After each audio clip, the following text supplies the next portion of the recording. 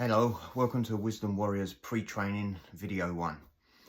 So if we're going to break through in our life, create new possibilities in our life, which is what Wisdom Warriors is all about, we've got to understand what motivates us to do what we're doing right now. We've got to understand the core things that are causing us to behave the way we're behaving. So when we go to do a course, what we're normally working on is we're normally working through what we want and what we want to create and what we want to have in life. And we're normally working on breaking those patterns down that we've been running that are holding us back and stopping us having those things. We're normally working on understanding ourselves and the way we think and behave and do what we do. Wisdom Warriors is about understanding what's at the bottom, at the core of those issues and why we do them in the first place.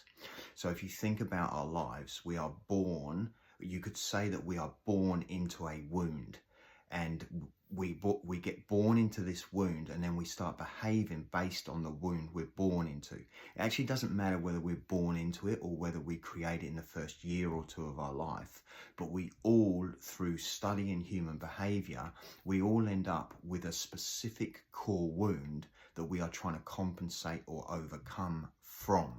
And that is how we go through life, with this coping strategy of trying to sort out this core wound. Now, what's possible for you in life at the moment is based on the reality you've created. And the reality you've created is based on your rules, your thoughts, your beliefs, your opinions, your stories. But underneath that is a fundamental core wound, foundational belief or foundational law. And that foundational law is what actually creates your experience of reality. And then when you talk about what's possible for you in life and what you can and can't have in life, you do that through your own experience of reality. So you and I both have a different experience of reality. And inside of your experience of reality and my experience of reality, different things are possible. And if you break through your experience of reality, you have new possibilities for you. Possibilities in the area of growth, of money, of relationships, of parenting, of well-being, of physical health, of emotional health, of mental health. You have different possibilities of emotional states that you can experience. And one of the ways you can do that is by understanding what's at the very essence, what's at the depth of that core wound. But you can't do that over 5 minutes. You need to sit in that experience for a weekend. Not sit in the core wound, but sit in the experience of the inquiry of to what it is that's at the foundational laws of what make you who you are. So the first question, one of the first questions you have to ask yourself, what you'll work out is if we bring an ancient philosophy to this, which is an ancient philosophy to modern growth, if you like, which is what Wisdom Warriors is. It's the meeting of modern growth and the newest forms and techniques of how we can break through to new possibilities of our life, and the blending of old philosophies from ancient times that have been around for hundreds of years, and then the observation of human behavior. And what I've observed and what you can observe through human behavior is that we all fall into one of 9 core wounds, and we basically pick one, or we're born into it, or it becomes who we are. And when you start studying it, the freedom that's available through understanding that it's not actually you, it's part of a persona that you've created, you can actually break through things much quicker and experience loads more possibilities in life and create a very different standard of living for yourself, a very different experience of the day-to-day life. So what we need to do is we need to, first of all, identify which one of those core wounds most suits you or most fits to you.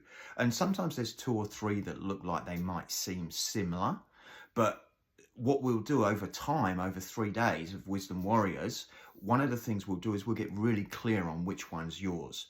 And then from that, we'll be able to create new possibilities for you, new openings, new opportunities, things that would seem impossible for you right now. So creating a new possibility is taking something that you would say, I can't do that, it's impossible for me, and taking that and generating a possibility out of that, so you have new opportunities. And the truth is, if it's possible for me, it's possible for you. And that's always the way it is. It's just that you're not seeing your reality the way you need to create these breakthroughs. So the first part of Wisdom Warriors is to begin to understand which core wound is it that you live by, which one most represents you. And one of the things that's been done is they've been named after the most common trait of the wound. So that the name of the trait itself, the name of the persona itself, gives you a clue to which one you might be like. And then the second thing is you can, as you hear the wound, if you really start to embody it, think about it, be present to it, what you'll start to notice is you'll start to notice which one feels more likely to you. Because some of them feel like you know you're not that, and other ones you start to experience, well, maybe I am that. Maybe that could be a little bit of me. And then the idea of sitting in that and having conversations about that for 3 days to create possibility based on that and from that is where you really get to nail it down and understand what motivates you. So I'll go through them with you, and I want you to kind of sit in it and see, okay, which one really resonates with me? Which one do I really feel that I struggle with? And the words might not be 100% accurate, but don't worry about that. You'll get a sense, and what you're looking for is a sense. You're not looking for a knowing, you're looking for a sense. And this, whatever this sense is, these are the things that drive us. These are the things that motivate us. These are the things that create what's possible. Okay, so the first one is called the reformer, and the reformer suffers from self-judgment, a critical mind. And they say to themselves, I will be my own worst critic. I will catch my own mistakes before anyone else does. Only by adhering to my rules and ethics can I justify my existence. And they reform in order to make that happen. The second one is the helper. And the helpers suffer from self-sacrifice. So helpers, as long as I'm selfless and generous, then I will be worthwhile. I must put my needs on the back burner and give to other people first so that I can earn love. So the helper thinks they need to do things in order to receive love. Then you've got the achiever. Achievers suffer from self-rejection. They reject their own worth. If I succeed, if I achieve, and get the best grades, then I'll be worthwhile. I must hide my insecurities and flaws with accomplishments and successes in order to be good and worthwhile. And that's how the achiever goes about their business and why they run their patterns. Then the next one is the individualist. And the individualist suffers from misunderstanding and identity confusion. They're confused about who they are. No one in my, this is what they say about themselves. No one in my family is like me. To deal with this, I'll spend my life trying to figure out who I am. I'll face my shame and my dark side in order to find the real me. And so that becomes a very self-indulgent experience for the individualist. The next one is the observer. And the observer suffers from intimacy rejection, from feeling close. They say, it's not okay to get too comfortable. If I can be competent and develop mastery in a unique area, then I can survive and live fully. That's what the observer says about themselves. They're always looking, they're always trying to gain knowledge is what they're trying to do. And then the devil's advocate, or the loyalist, if you like. The loyalist is suffering from apprehension and distrust. And that's one of the reasons that they end up called the devil's advocate, because they can always go one way or the other way. It's a constant dilemma in their own mind about what they should and shouldn't do. But they're very loyal people. They become loyal. If I can find someone or something to trust, then I can stop worrying about everything all the time. So they're always looking to find trust. I just need to keep looking for answers or an authority figure that I can trust. So that's the loyalist. Then the next one is the adventurer. And the adventurer suffers from a nurturing deficiency. They're afraid they've missed something and they're not nurtured, or they're deficient of something. And they say to themselves, if I keep myself distracted enough, find new experiences, then I won't notice how lonely and anxious I am, and how anxious I feel inside. So they're always looking for new things to take their mind off stuff. And then the next one is the challenger. And the challengers suffer from rejection of childhood. They feel rejected in some way, and they feel unsafe. And they say, if I can take care of myself and not depend on anyone else, not need anyone else for anything, then I won't ever get hurt or be controlled again. And that's what the challenger's trying to do, is trying to avoid being controlled and trying to stay safe by being able to do everything themselves and know everything themselves. And then finally, the peacemaker.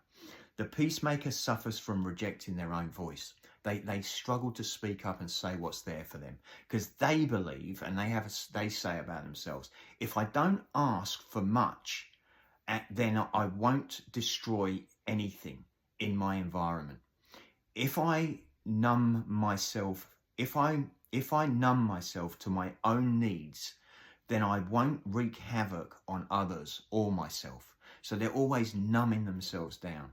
So these are the 9 areas, these are the 9 wounds, if you like, that we're born into. And by understanding that wound that you're born into, that wound creates a certain level of possibility for you in your life. So to quickly give you an example of that, so you can get a sense of it. If you're born into the helper, those people often become nurses. If you're born into the achiever, those people are often the ones with the more money or the fancy cars. If you're born into the observer, those people become the scientists and the educators. If you're born into the individualist, those people become artistic and have an artistic flair and a creative flair.